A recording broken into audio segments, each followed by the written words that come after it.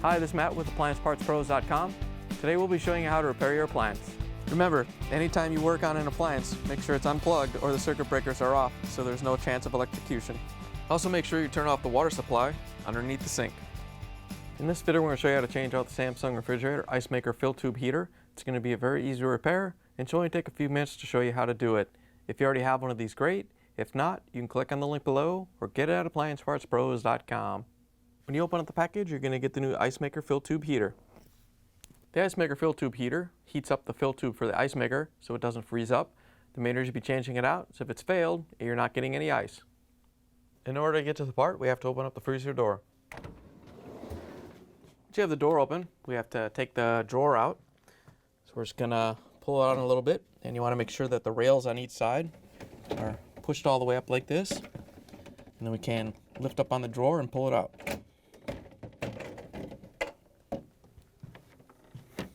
Now that we have the drawer out of the way, we can reach in and take the Icemaker assembly out.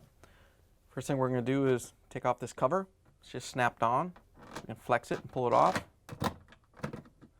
Once you have it off, you can set it aside. Then we're going to use a Phillips screwdriver to take out the screws that hold it to the top of the freezer.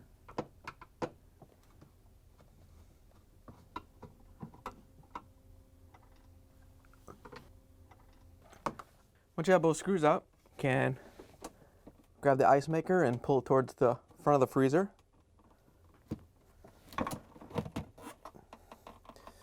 Once you have it free, you can drop it down. We have to reach up and disconnect the wire harness that holds it on. There's a little locking tab on it you have to press on.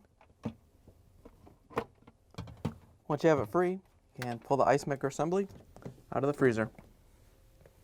Now that we have the Icemaker out of the way, we can reach up and unplug the Icemaker fill tube heater.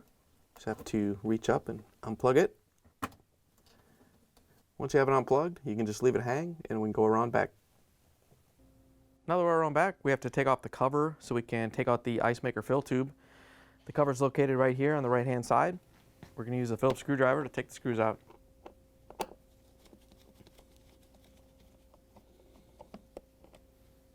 Once you have the screws out, you can lift the cover off and set it aside. Now that we have the cover off, we're going to follow the water line down and use the Phillips screwdriver to take out the screw that holds this clamp on so we have a little bit of excess line when we pull out the Icemaker fill tube. Once you have the screw out, you can just pull the clamp off, set it aside. Now that we have the clamp off, we're going to use a Phillips screwdriver to take out the two screws that hold the Icemaker fill tube in.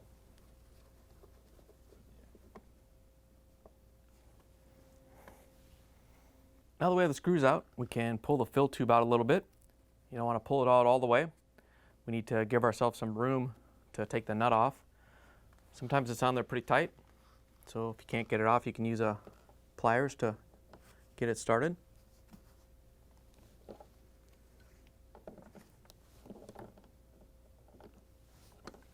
Once you have it broke free, you can just unscrew it the rest of the way with your hand.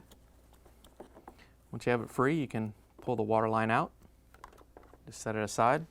Then we can pull the Icemaker fill tube assembly out.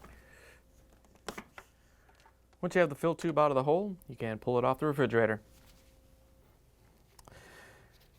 Now that we have the assembly out, we have to take it apart so we can take the Icemaker fill tube heater off of it.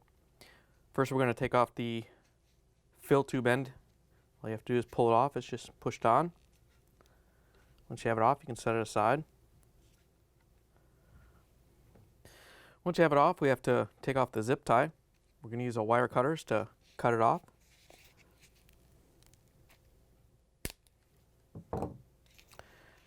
Once you have that off, we have to carefully separate the insulation from the little gray seal that's on the fill tube itself. So we're just going to go around and carefully break it free. There's not much glue left on ours. Once you have the foam broke free, we can slide it off. If you have to, you can put a small flathead screwdriver down here at the end to help get it over the wire harness.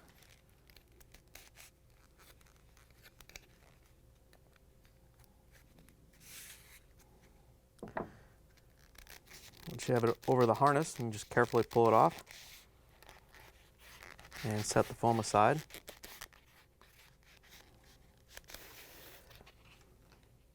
Once you have the foam off, you want to take a look at the wire harness and measure yours from the end of the fill tube to the end of the wiring harness. You want to try to make the new one about the same length. Ours is 2.5 inches. You want to make sure it's the right length so it reaches the socket properly. Once you measure it, we're going to use the flathead screwdriver to carefully get the heater off. You just find the seam and just work it off.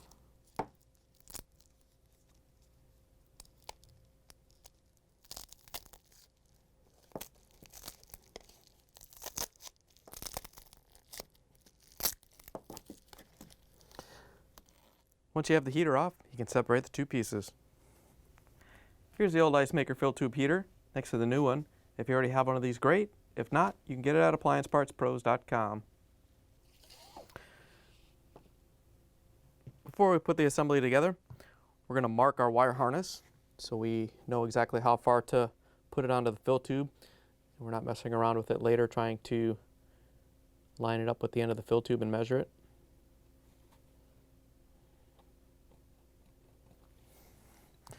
Once you have it marked, we can peel the adhesive paper off.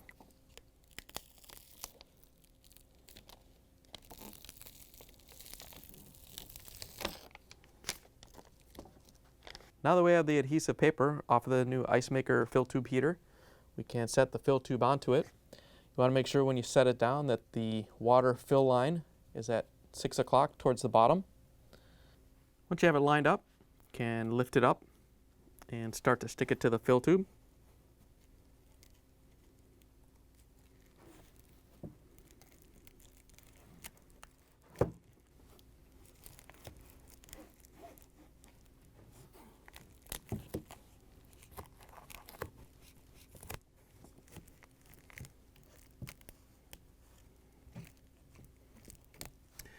Once you have it wrapped around most of the way, we're going to grab our wire harness.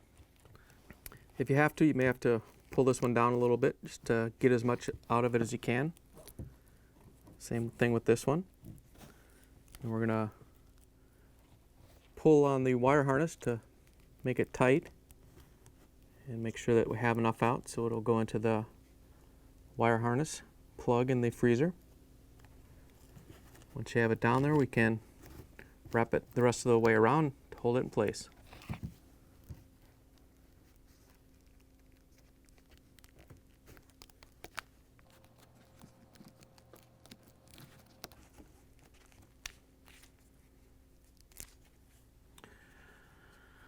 Once you have it secure, we can put the foam piece back on. Before you put the foam back on, if all your adhesive is gone like ours was, you can add some rubber cement on there to hold it in place when we push the foam up. We're going to take the foam and you want to line it up so that the angle lines up with the actual fill tube. So when you push it back on, it goes up all the way. And we're just going to get the wire harness through and slide it all the way up.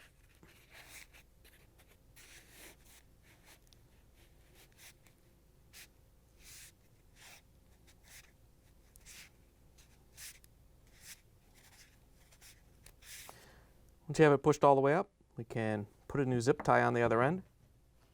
We're just going to wrap the zip tie around it, tighten it down.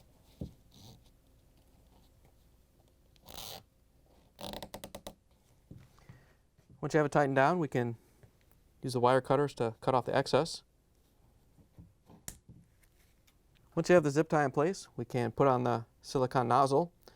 There's a little tab right up in there that has to be lined up with this notch right here. So we're just going to line it up and push it on. Once you have it seated all the way, we can put the assembly back into the refrigerator. To put the assembly in, we're just going to line it up with the hole and carefully feed it through. Same as when we took it out, we're not going to push it all the way in because we have to put the water line on first. So we're just going to reach over and grab the water line and start it up onto the fitting.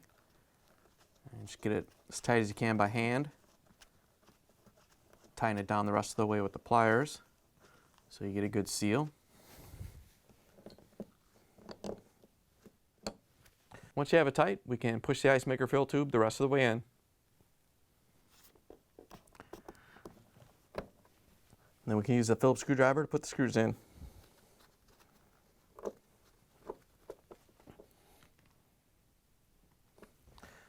Now we can put the cover on. You just have to line it up and set it in place.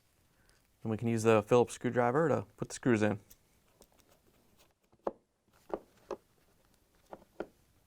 Once you have the cover on, we can put the water line clamp back on.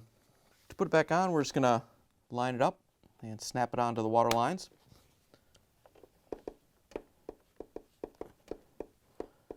Once you have it in place, we can use a Phillips screwdriver to put the screw in. Now that we have the water line secure, we can go back around to the front of the refrigerator. Now that we're back around front, we can plug in the heater wiring harness. We just have to grab it and plug it in. It can only go into the one plug right here. Once you have it in, we can put the Icemaker back in. To put the Icemaker assembly back into the freezer, just going to line it up so we can plug the wiring harness in. It can only go on one way. Make sure it snaps on so you get a good connection. Once you have it in place, we're going to lift it up so the fill tube goes up through the opening. And push it back and lock it onto the mounting legs in the back. Lock it into place. Once you have it in place, we can use the Phillips screwdriver to put in the screws on the front.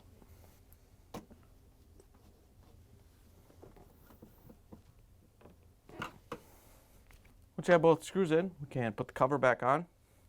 Just have to line it up and snap it back into place. Once you have it on, we can put the drawer back in the freezer. To put the drawer back in, you want to make sure that the slides are in the same position they were when you took them off. And then we can carefully set the drawer in. You want to make sure that the slides go onto the glides. And you can push it all the way back in.